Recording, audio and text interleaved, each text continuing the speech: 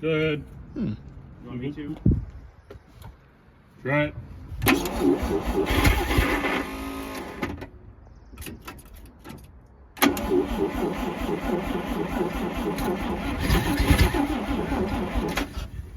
Less choke, more throttle.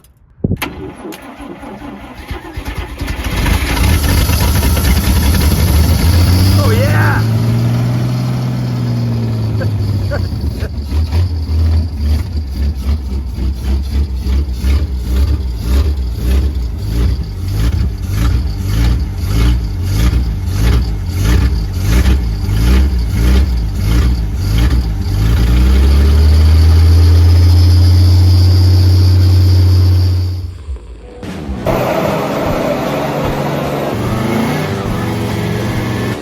Shocked and appalled. Live, damn you! 7 out of 8, that ain't bad. Put your hand in one of these? You can have a little tire slip for a treat.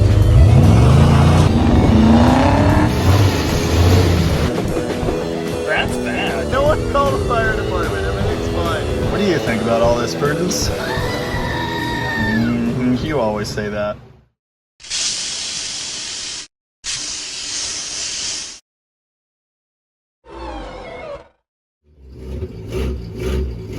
Well, I guess it could be worse. There's no water in it, so we can't run too long.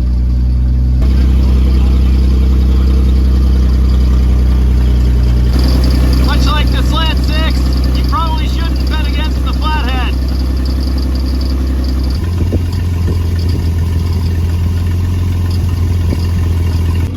This is a 1950 Chrysler Traveler.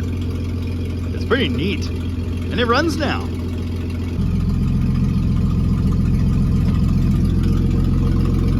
Is it still idle? I thought it was idling. Oh yeah. Do you need a lighter, sir? I bet there are 3 of those in the limo. At least, if not more. Hey, the belt's a little loose. Yeah, it is. Okay, like you're aware.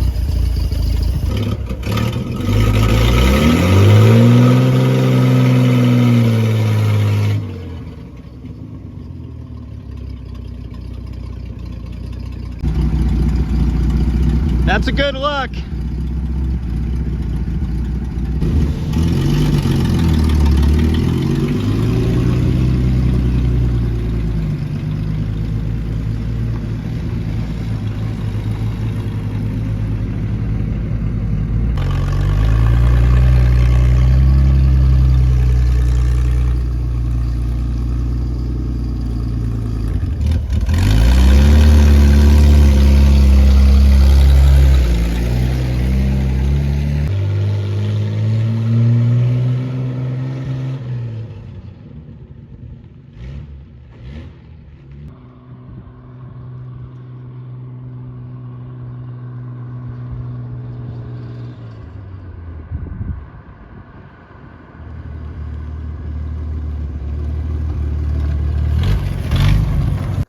Time for a bath. It's just a bit of a difference.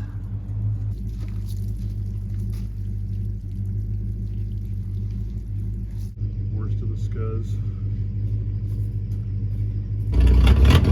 Oh, it's pretty much restored now. It's beautiful. Now you might be asking yourself, what the heck is a Chrysler Traveler? It's this! There seems to be a minor moisture intrusion issue, but that's fine. Don't worry about that. This is my coworker Evan's latest acquisition, and as you can see, it's actually in really good shape. I mean, sure, there's some well-seasoned paint, but I think you know by now that kind of thing doesn't bother me. The bottom of the front seat only looks this good because it's been recovered, but the rest of the original stuff is in really good shape. This is actually a simulated alligator skin, and that's interesting. But this is even more interesting. The back seat folds forward and down to give access into the trunk. In fact, it creates this humongous flat package shelf. And that's because, long before sport utility vehicles were ever thought of, This thing was designed for, well, many different uses. You see, it's an entirely new and amazingly different kind of a motor car with 1,000 different uses. You're supposed to throw your family in it, or, vacuum cleaners that you need to sell. Or load it with business machines, camping equipment, farming implements, what have you. You'll notice the spare tire is mounted up here, also wrapped in simulated alligator grain. That's pretty neat, but you can put it in the trunk and then that door is actually usable by children and such. This car is equipped with Chrysler's flathead inline 6. I think it's usually referred to as a 251, but the paperwork actually calls it a 250.6. So that's interesting. I really like that they advertise this as a Spitfire high compression 6 when the compression ratio is 7:1. Notice the wood rack there on the roof? Reportedly those were made by Chris-Craft. The vintage wooden boat people. That's pretty cool. It's not on this car at present, but it is here. Wow!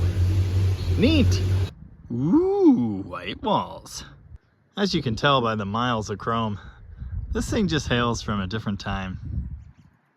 A time of ostentatious designs and decadence. Shiny stuff. There's gotta be 100 pounds of it on this thing. There are just so many cool little details. Like this. This car was sold brand new by Kimball Motors in Shelton, Washington. So long ago that Washington was still abbreviated WN. Evan picked it up yesterday in Shelton, Washington, so it really hasn't gone very far. One glance at this gauge cluster and you're instantly teleported to a steampunk future we all deserve but haven't yet achieved. It's such a beautiful and timeless design. Of course, it's too light out to tell right now, but the panel lights actually work. How cool is that? When you activate the parking lights, there's even a convenient light that lights up around the keyhole so you can find it. Look at these details on the door. There's a pad that continues from the dash, wing trim piece. Look at these. There are just so many neat little things like that. This emblem should look pretty familiar to anyone that's owned a 90s Chrysler. They got a lot of mileage out of that basic design. Oh, it's winking. Oh well. The parking lights work though? Excellent. It just wants to go places. I just realized it has a trip meter. It looks like it might work too. This is not a muscle car. It's nothing like a muscle car. And it has occurred to me that many of my viewers won't really care or won't get it. Do you hear that noise? That's the sound of the clock working. And therein lies my point. Cars like this, from this period of time, they're just made different. They're just made better. Everything's nice. Everything's designed. Everything's shiny. Everything works. All of the gauges in this car work. The defroster works. The wipers work, although I'm not going to demonstrate that since the blades fell apart immediately when we tried them. I don't know. Should be. Nope. Uh-oh. That's not good. The radio, unfortunately, does not work. But look at this. It's got different EQ settings for voice, music, and whatever mellow is. I've owned a few of these 50s cars, and I've just always been impressed with the way they're put together. They were made to last. They weren't made to be thrown away. We kind of lost that a long, long time ago. One peculiar feature of the Traveler is the transmission. In the 40s and 50s, Chrysler was doing weird things. They invented something called the fluid drive. The problem is, what fluid drive was varies from model to model and year to year, and there are so many different variations I can't even really tell you what it means. Essentially, it's a partially automatic transmission, but they're all kind of based on an old school manual transmission. This may look like a regular 3 on the tree, not that you'd know what that is if you're a millennial, but it's actually not. It has a reverse gear position up here, or somewhere, and then it has a high range and a low range, and that's it. However, it has 4 fully synchronized forward gears. So essentially, when you put it into, low range or high range, you're just selecting 2 gears that the transmission can use depending on speed and if you floor it, and it's all quite strange, really. Some fluid drive transmissions have a torque converter and a clutch, and the clutch pedal is labeled safety clutch. You don't even use it for regular driving. This model does not have a torque converter or fluid coupling. It just has a 9¼ inch clutch. This is called the Press-O-Matic fluid drive transmission. Yeah, I don't know what that means either. Have I made my point about how cool 50s cars are yet? Okay, the carburetor might need some attention, but that's okay. You might have a hard time believing this, but the brakes actually work, which is weird. This thing's been sitting for years. In addition to the automatic shifting that it's supposed to have, currently inoperable in this model, it has a freewheeling device. So you can just let the throttle out and it'll come down to idle. But it will not shift gears. We're gonna have to figure that out. Currently it tops out at like 30 miles an hour. Hey, reverse works. And it doesn't even make any weird noises when you engage it. That's pretty nice. The other feature it has is an anti-stalling valve. I'm not sure it's working on this one. Not only does this car have turn signals in 1950, but they work.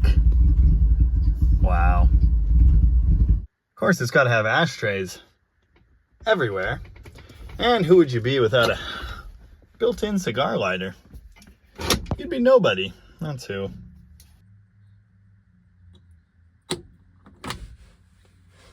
Party! I'm only now realizing the temperature gauge is out of a different model. The needle's orange, and it should be shiny silver. Also, the lettering's white. But it's very close. There is one thing I don't like about 50s Chrysler products. They always kind of smell like baby poop inside. I don't know how to explain that. Something about the materials, I think.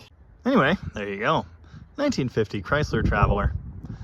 I never even heard of it before. Super nifty. It's like if an SUV was actually cool. What is this? Peter seems pleased. We'll probably have to do more on this car when we dive in and try to figure out what's up with the transmission shifting thing. Also, it needs a muffler. But it's pretty awesome.